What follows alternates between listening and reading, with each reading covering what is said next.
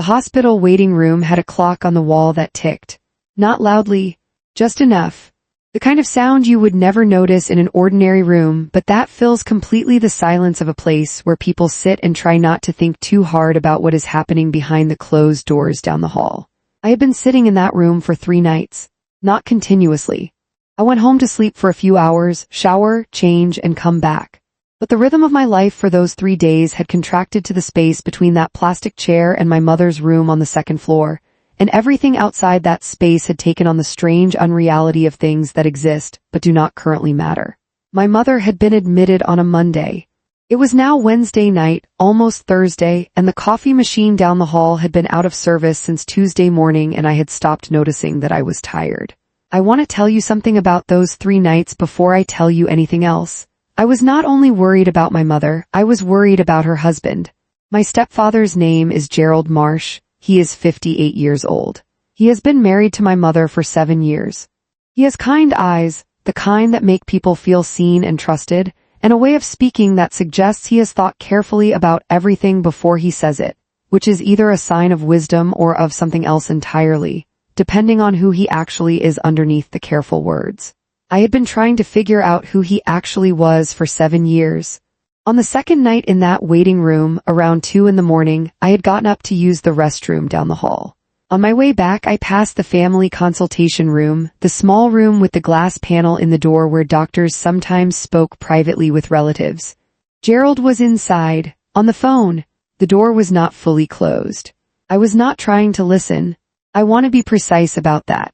I was walking past a partially open door in a quiet corridor at 2 in the morning, and the voice coming through the gap was my stepfather's, and what he was saying stopped me as completely as if something had reached out and taken hold of my arm. He said, "Just make sure the timing works before she is out of here. Once she is home and coherent, this becomes significantly more complicated." She, her mother, my mother. I stood in that corridor with the restroom door still swinging behind me, and I listened to the rest of the sentence. And when Gerald finished his call, and I heard the sounds of him moving toward the door, I stepped back into the shadow of the doorway I was standing near, and I waited until his footsteps faded in the other direction. Then I walked back to the waiting room. I sat in the plastic chair. I looked at the clock that ticked, and I made a decision, not a dramatic one, not the kind of decision that announces itself with emotion and certainty. A quiet one. The kind of decision that feels more like recognition than choice, like understanding something you were always going to understand eventually and have simply finally arrived at. I was not going to let this happen. I was not yet sure exactly what this was, but I was going to find out, and I was going to be faster than he was. My name is Serena Caldwell. I am 32 years old. I work as a high school English teacher in the same city where I grew up, which is a small to medium city in Virginia that most people have never heard of, and that I have never particularly wanted to leave, mostly because my mother is here. My mother's name is Patricia. She is 61 years old. She is one of the most quietly capable people I have ever known, and I include everyone in that statement, not just the people I love. She spent 30 years building a life after my father left when I was 4, and the centerpiece of what she built was a piece of property. A house on a corner lot with a garden she tended every weekend and a front porch where she sat every evening from May through October with whatever book she was reading. She acquired that property alone. She paid for it alone. She renovated it gradually and carefully over 15 years. It was hers in every sense that a thing can belong to a person. Gerald entered her life 8 years ago. They married a year after that. I am not going to tell you I disliked Gerald from the start. That would be a simpler story, but it would not be a true one. What I felt about Gerald from the start was something more difficult to name than dislike. Something closer to watchfulness. A quiet alertness that never fully settled into comfort no matter how many family dinners passed, and how many years went by, and how many conversations I had with myself about giving him a fair chance. I watched him for 7 years. And on the 2nd night of my mother's hospitalization, standing outside a consultation room in a hospital corridor at 2 in the morning, I understood why I had never been able to put the watchfulness down. I had been right to keep it. This is the story of what happened next. To understand what Gerald tried to take, you have to understand what my mother built. She did not build it with advantages. There were no advantages. My father left when I was 4 and my brother Daniel was 18 months old. and he left in the way that certain men leave, not dramatically, not with a confrontation that at least has the dignity of acknowledgement, but quietly, with diminishing presence over several months until one day the absence was simply complete. My mother was 29 years old with 2 children under 5, and a rented apartment and a part-time receptionist job that she immediately made full-time, and then added a second job too on evenings when my grandmother could watch us, and then spent 3 years accumulating the savings and the credit history that eventually made a mortgage possible. I was 7 when we moved into the house on Birchwood Corner. I remember that day with the specific clarity of childhood memories that matter. The way the light came through the front windows in the afternoon. The garden that was just grass then, nothing planted, nothing shaped, waiting to become what my mother would eventually make of it. The front porch with the wooden railing that needed painting, which my mother painted herself the first weekend we were there. She paid off that mortgage in 19 years. 19 years of choosing the house over the easier choice, the more comfortable choice, the choice that would have allowed her to breathe a little more easily in a given month. She did not complain about this. She was not a person who organized her life around complaint. She was a person who organized her life around getting things done, quietly and without requiring an audience, and the house was the thing she most wanted to get done. She told me once when I was in my 20s and we were sitting on that front porch on a summer evening that the house was not really about the house. I asked her what she meant. She said it was about the proof that she had been here. That she had built something, that whatever happened in the rest of her life, there was this, something solid and owned and entirely hers. I thought about that conversation a lot in the days after Gerald's phone call. I thought about what it meant to build something for 20 years and then be hospitalized. And to have a man in your life who saw that hospitalization not as a crisis for your well-being, but as a window of opportunity. Because that is what Gerald saw, a window, and he was already moving toward it before the second day had passed. Gerald Marsh was good at being liked. This is not a small skill. Most people are not very good at it. Being genuinely, consistently, convincingly liked requires a kind of attentiveness that most people cannot sustain, because most people are not performing the liking, they are simply being themselves and the liking happens or it does not. Gerald performed it. I saw this from the beginning. Not the performance itself, which was too well executed to be visibly theatrical. I saw the seams. The places where the warmth had a manufactured quality, where the interest he showed in a person lasted exactly as long as that person was useful to be interested in, where the thoughtfulness he displayed had the quality of something rehearsed rather than felt. He was charming with my mother in the specific way that a person is charming when they have identified what someone needs to hear and have made the decision to provide it. My mother needed, after decades of independence and competence and quiet solitary endurance, someone to see her. Gerald saw her, or he performed seeing her with sufficient accuracy that the difference was not immediately detectable. He moved into her life gradually, not forcing things. Patient in the way a person is patient when they are willing to take the long view because the long view pays better. He was respectful of the house. That was one of the things I watched carefully. He did not try to change it. He did not suggest renovations or make territorial claims on spaces. He was, for the first 2 years of the marriage, almost deliberately unassertive about the property. I see now that this was strategy. Asserting himself early would have provoked resistance from my mother, from me, from Daniel. Instead he waited. He became familiar. He became gradually and almost imperceptibly the person who handled things. Utilities, insurance. Small maintenance tasks. The administrative texture of a household, the paperwork, the phone calls, the renewal notices. My mother let him because my mother was tired. 30 years of doing everything herself had left a particular kind of fatigue that settled into her bones, and Gerald's willingness to manage things felt like relief. What it actually was, I understand now, was infiltration. He learned the landscape of everything she owned, every account, every policy, every document. He did not do this visibly or clumsily. He did it in the natural course of being the person who handled things, and by the time I had begun to notice the depth of his knowledge about my mother's finances, it had been years in the making and felt completely ordinary. He also spent 7 years being consistently kind to me, not warmly kind, not the kind of kind that feels genuine, but reliably surface-level kind in a way that made it difficult to articulate a specific objection. He remembered my birthday. He asked about my job with what appeared to be interest. He was never unkind to Daniel. He gave me nothing concrete to point at. That was deliberate too. My mother was admitted on a Monday afternoon. She had been feeling unwell for several days. Fatigue, initially the kind she dismissed as ordinary because she had been dismissing things about herself for 30 years. Then something that was not ordinary, a disorientation that frightened her enough to call me, and my mother did not call people when she was frightened unless the fear had become something she could no longer manage alone. I took her to the hospital myself. Gerald was at a work meeting. He arrived 2 hours later with the right expression on his face and the right things to say, and I watched him speak to the doctors with the fluency of someone who understood how to make an impression and made sure to make one. The initial assessment was concerning enough that they admitted her for observation and further testing. She was stable but not well, and the exact nature of what was happening required time to understand. Gerald stayed at the hospital until 9 that first evening. He kissed my mother on the forehead. He told me to get some rest. He left in a way that looked like a man reluctantly tearing himself away from a bedside. I stayed another 2 hours. On the drive home that night I felt something I could not name precisely. Not worry about my mother specifically, though I was worried about her. Something adjacent to worry. A low-frequency alertness that I could not trace to anything concrete and could not dismiss either. I went back to the hospital the next morning. Gerald arrived mid-morning and stayed for an hour and left for work. He came again in the evening.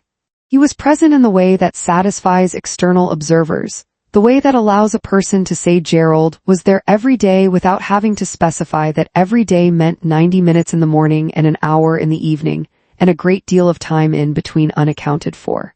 The second night was when I heard the phone call. I have told you about that already. The corridor, the partially open door, the sentence that stopped me completely. Just make sure the timing works before she is out of here. Once she is home and coherent, this becomes significantly more complicated. I want to tell you about the words before and after that sentence because they mattered. Before it, he had said the name of what I eventually identified as a law firm in the city. Not my mother's lawyer, a different one, a firm I had to look up the next morning to understand. After it, he had said she has not looked at the property documents in years. She trusts me with everything. That is not going to be a problem. She trusts me with everything. Standing in that corridor at 2 in the morning, I thought about what my mother had said on the front porch all those years ago. About proof. About building something that showed she had been here.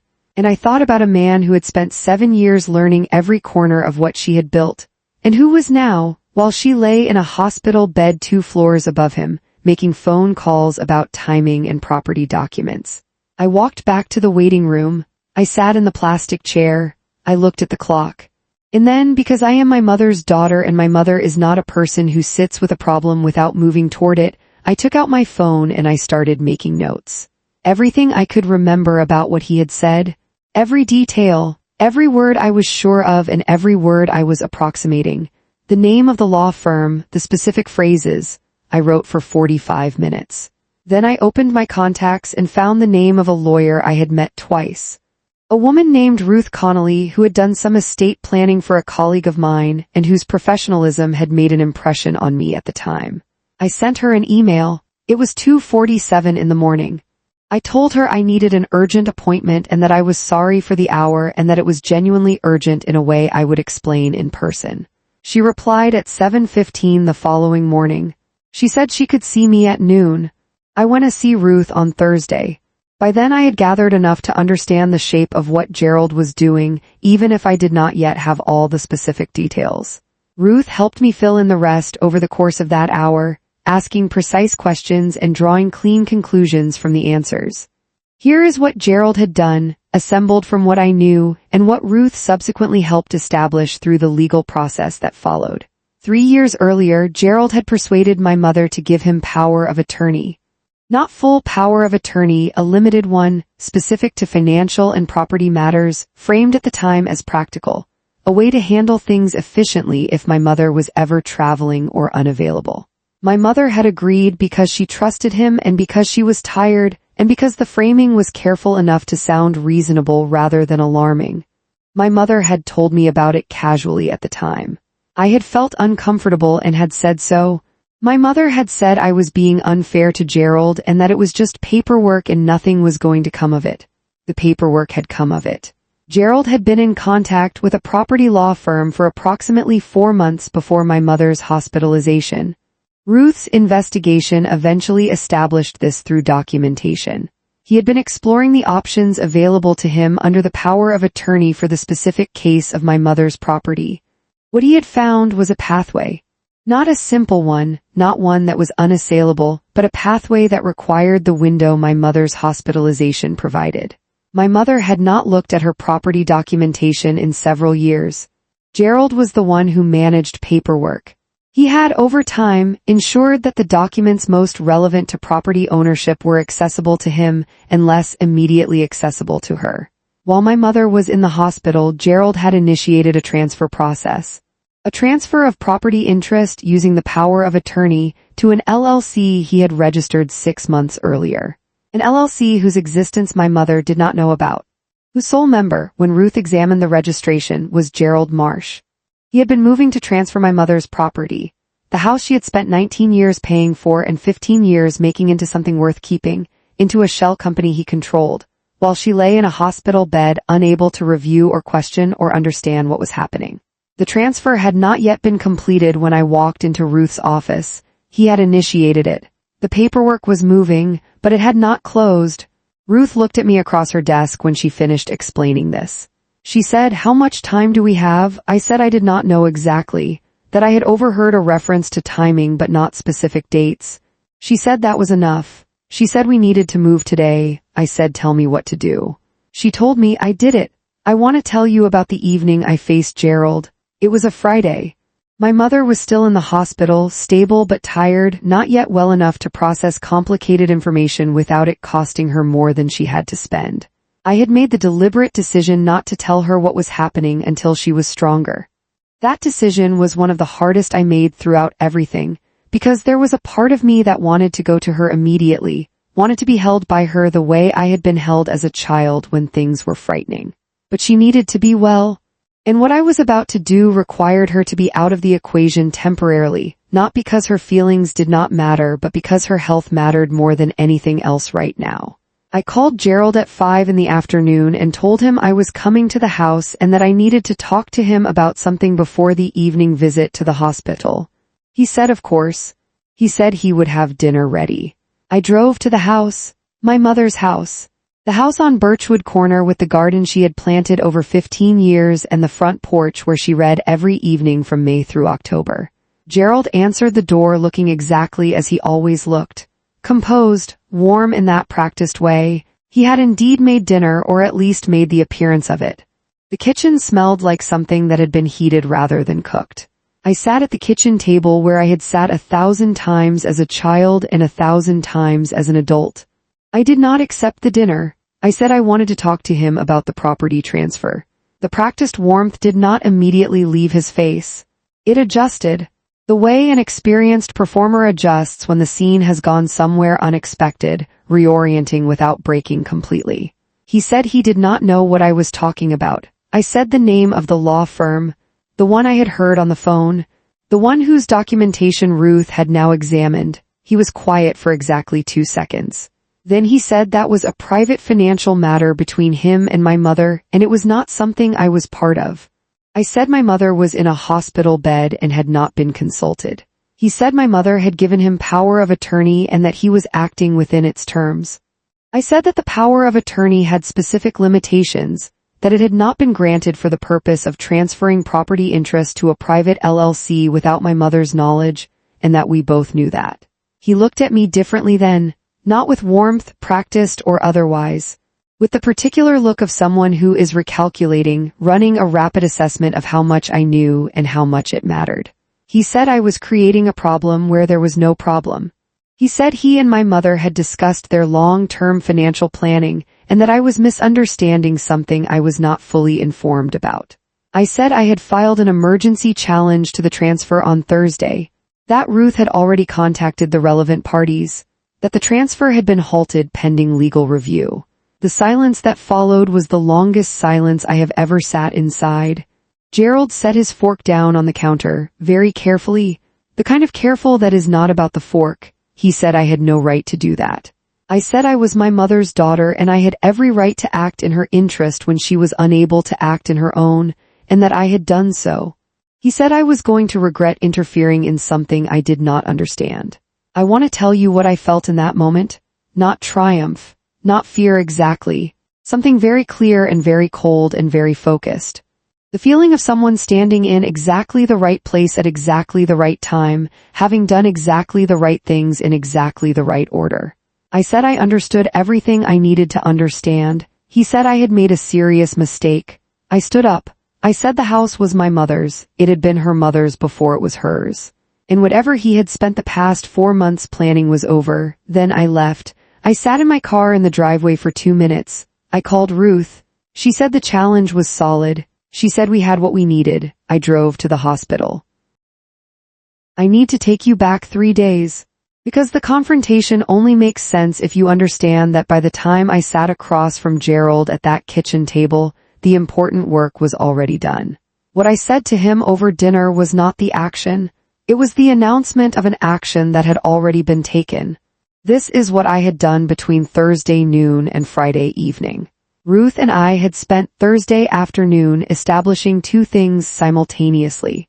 The first was a formal legal challenge to the property transfer, filed with the relevant registry office and citing the limitations of the power of attorney and the absence of my mother's informed consent. Ruth had done this with speed and precision, drawing on precedents she knew well. The second was something that mattered as much as the legal filing, possibly more. Ruth had advised me very specifically that the most powerful element in our position was not the challenge itself, but the documentation of my mother's capacity during the period of the transfer. If my mother had been conscious and capable of making decisions, Gerald could argue, however dishonestly, that he had been acting on her wishes. If we could establish that my mother lacked the capacity to meaningfully consent to, or be informed of a significant property decision during her hospitalization, the power of attorney became extremely difficult to invoke for exactly that purpose. I went to my mother's attending physician. Dr. Amelia Voss had been managing my mother's care since her admission. She was direct and thorough, and she had been honest with me about my mother's condition in a way I respected. I explained the situation to her as precisely as I could. I explained the property transfer. I explained the power of attorney. I explained what I had overheard and what Ruth had established about the timeline. Dr. Voss listened without interrupting. When I finished, she said one thing before she responded substantively. She said, "Your mother is lucky to have you." Then she said that in her medical judgment, during the period in question, my mother had experienced significant cognitive fatigue and disorientation as a symptom of her condition. That her capacity to process, understand, and meaningfully engage with complex legal and financial information had been substantially diminished. She said she would document this in my mother's medical record. She said she would provide a written statement for Ruth's legal process. She also said something I had not asked for. She said she had encountered this kind of situation before, not always with property, sometimes with financial accounts, sometimes with other assets. And that it happened, in her experience, most often with patients who were trusting, and who had, over time, given someone close to them a degree of access that seemed reasonable in ordinary circumstances, but created vulnerability in extraordinary ones. She said my mother was going to be fine, not immediately, but eventually. She said to make sure the property was secure before she was well enough to be distressed by what had nearly happened. I told her I was working on exactly that. My mother came home on a Sunday, not fully recovered, not the woman who gardened on weekends and read on the porch every evening. A quieter version of herself, a version that tired easily and needed the kind of stillness she had never easily permitted herself. I had been to the house the day before she came home. Gerald was not there. He had moved to his brother's house 4 days after the confrontation, presenting this departure to my brother Daniel as a temporary arrangement while my mother recovered, framing it in a way that would have seemed entirely reasonable to anyone who did not know what I knew. I did not tell Daniel everything immediately. I wanted to tell my mother first. She had been home for 4 days when I sat with her on the front porch on a Wednesday afternoon. The October garden was past its best, the way October gardens always are, but still present, still hers. She had a blanket across her lap and a cup of tea she was drinking slowly. I told her, not all at once. In pieces, the way you tell someone something large, giving them time between each piece to hold it before you add the next. She listened. I watched her face throughout. My mother's face is not an easy face to read. She has spent 61 years being the person who manages things, and managing things requires a certain control over expression. But I have known her face my whole life, and I saw what moved through it as I talked. The first thing I saw was confusion. Genuine confusion, not performative. She had trusted Gerald completely, and the architecture of what I was describing required a total rebuild of her understanding of the past 4 months. Then something colder, not anger, understanding. The particular understanding of someone who has just recognized a pattern they had been too close to see. She did not say anything for a long time after I finished. The garden was very quiet. A bird somewhere, the sound of a car passing on the street. She set her tea down. She said, "How long have you known something was wrong?" I said I had felt uncertain for years, that I had never had anything concrete until the phone call. She said I should have listened to you more carefully. I said she had no reason to, that he had been patient and thorough and had given her no concrete reason. She said I had a reason. She was quiet again. She said the house. It did not go through. I said no, that the challenge had been filed, that the transfer had been halted, that Ruth was confident in our position. She looked at the garden for a moment. She said 19 years. I knew she was not talking to me specifically.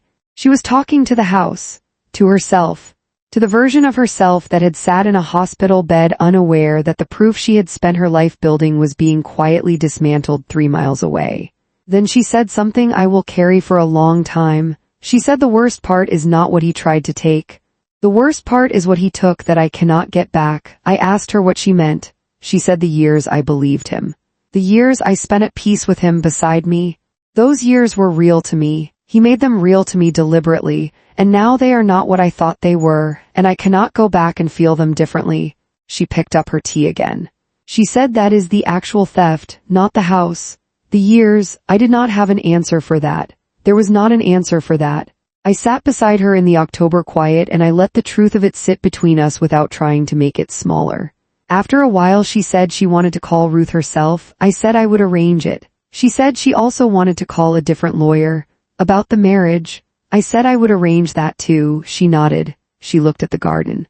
She said I need to plant the tulip bulbs this weekend.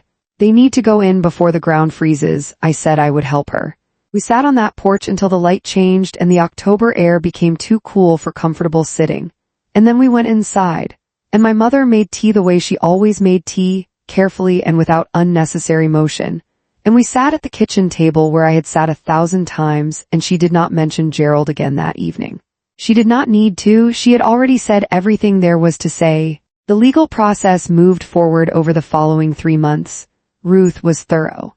The challenge to the property transfer was successful. The transfer had not been completed, and with Dr. Voss's medical documentation and the established limitations of the power of attorney, Gerald's position was not defensible. The property remained in my mother's name.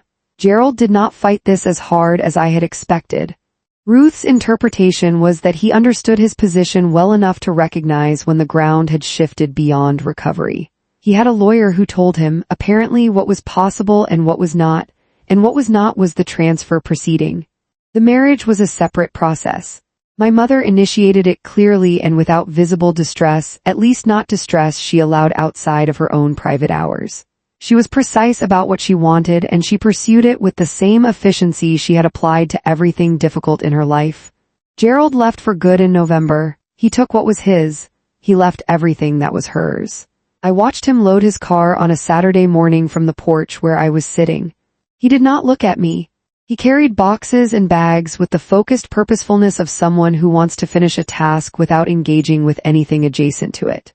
When the car was full, he got in. He drove away. My mother was inside in the kitchen making soup. I sat on the porch a while longer. Daniel came over that afternoon. My mother told him the complete version of events, sitting at the kitchen table with soup in front of all 3 of us. Daniel listened, then was quiet, then said he was sorry he had not seen it. My mother said it was not his job to see it. She said it was not anyone's job to see it. That Gerald had been careful and deliberate for 7 years, and that being deceived by a careful and deliberate person was not a character failure. It was simply the result of being surrounded by someone who treated your trust as a resource to be managed. Daniel sat with that for a while. He said, "What do you need right now?" My mother said, "Soup and company." He said he had both. The three of us sat at the kitchen table as the November afternoon darkened outside the window, and we talked about small things and large things and sometimes nothing at all. And it was, in its way, one of the best evenings I can remember in years. Not because it was comfortable, because it was true. Gerald's situation I know only in outline from things that circulated eventually through the peripheral edges of shared acquaintance. The LLC he had registered for the property transfer was dissolved. The law firm he had been working with declined to continue the relationship once the nature of the situation became clear. His professional life appears to have continued, though in a quieter way than before. He has not contacted my mother has not contacted him. Some endings are not dramatic. Some endings are simply the closing of a door that should have been closed earlier, and the quiet that follows is not emptiness but relief. I want to speak directly to you now. The way I spoke to you at the beginning, in that hospital waiting room with the ticking clock and the out-of-service coffee machine and the particular cold clarity of 3 nights in a plastic chair. I want to tell you what those 3 nights taught me. Not about Gerald. Gerald is not the lesson. Gerald is simply a person who looked at my mother's life and saw resources where he should have seen a human being, and who was patient and methodical about what he wanted in the way that certain people are patient and methodical when they believe the patience will eventually pay off. People like Gerald exist. They are not rare. They find people who are tired and trusting and have built something worth having, and they insert themselves carefully and wait. What I want to tell you is about the other thing I learned. I learned that the most important moment in this entire story was not the confrontation at the kitchen table. It was not the legal filing or the doctor's statement or the property transfer halted. It was not even the night on the porch when my mother and I sat together in the October quiet. The most important moment was when I stood in that hospital corridor at 2 in the morning, having heard something that frightened me, and I chose to move toward the problem rather than explain it away. Because everything that came after depended on that choice. If I had walked back to the waiting room and told myself I had misheard, or that there was an innocent explanation, or that I was too tired and too worried to trust my own understanding of what I had heard, then the transfer might have been completed. And the challenge to a completed transfer is considerably harder than the challenge to one in process. The window between what I overheard and what was about to happen was very small. I used it because I trusted what I knew, even when what I knew was frightening and uncertain, and pointed toward something I did not want to be true about a man my mother had spent 7 years trusting. My mother planted the tulip bulbs the weekend after she came home. I helped her. We knelt in the October garden in old clothes, and we put the bulbs in the ground at the depth the packet specified, in the rows she had mapped out, and we talked while we worked about nothing important and the important things underneath the nothing. In the spring, when they came up, she called me on a Tuesday morning. She said, "Come see the garden." I went. The tulips were red and yellow and a deep purple that she had not grown before and that she said she wanted to try. They were very good. We sat on the front porch. She had her book. I had my coffee. The May morning was warm enough to be comfortable without being warm enough to want shade. She said, "I am glad the house is still here." I said I was glad too. She said, "I am glad you were paying attention." I said someone had to be. She smiled at her book. I looked at the garden, and I thought about proof. About what it means to build something that shows you have been here. About the 19 years my mother had spent making this house hers, and the 7 years Gerald had spent making himself comfortable inside it, and the 3 nights in a waiting room that had been the difference between what almost happened and what actually did. My mother is still here, the house is still hers. The tulips came up red and yellow and that deep purple she had not grown before. That is enough. That is, in the end, entirely enough. If this story meant something to you, share it with someone who needs to hear it. Subscribe for a new story every week. And tell me in the comments, what was the moment you understood exactly what Gerald was?